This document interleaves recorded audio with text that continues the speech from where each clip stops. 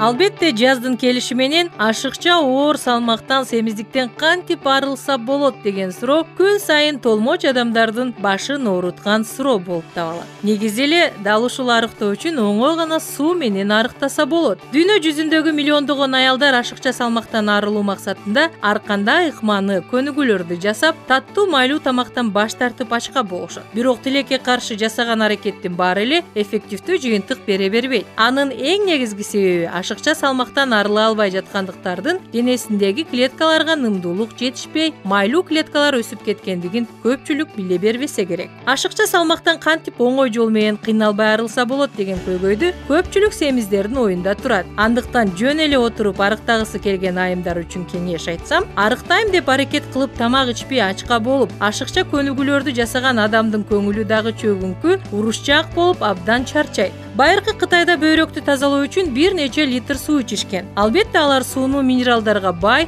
таза агып жаткан табигый жеринен алышчу. Бөйрөктү тазалоо менен катар ашыкча салмактан да арылышкан. Суу менен арыктоо эгер адамдын организмине тиешелүү өлчөмдөгү суу жетпей калса, кан айланууну төмөндөп, терини кычкылтек жана энергия менен камсыздоого бузулат. Адамдын териси кургап, бетине тез эле бырыш түшөт. Мунун эң биринчи себеби сууну аз ичкендиктен. Илимпоздор илгери эле суткасына 2-2,5 литр сууну ичип турган адам эч качан семирбесин жана териси кургабасын айтып чыгышкан. Бирок бул чай, кофе, шире, сок же болбосо газдалган суулардын эсебинен деп айтууга болбойт. Таза эч нерсе кошулбаган суу организмге абдан пайдалуу. Негизи кайнатылган же эч кандай кошулмасы жок сатылган сууларды ичкен жакшы. Курсак неге ачат? Адамдын организми 80% суудан турат. Организмди убагында суу менен камсыздап турбасак, курсак тез ачып, тамак жегибиз келет. Курсак ачканда сууну эч ким ойлобойт. Көз алдыга майлуу, таттуу тамак тартылат. Андыктан тамак ичерде жана андан кийин да суу ичип турсак, бул арыктоонун эң тез ыкмасы болуп саналат. Эртең менен тамак ичерден 30 мүнөт мурун 1 стакан суу ичип, бир күнүн ичинде 3-4 стакан, кечки тамактын алдында жарым саат мурун дагы 1 стакан сууну дайыма ичсе, ашыкча салмактан эч кандай көнүгүүсүз жана ачка калбай эле арыларыңызга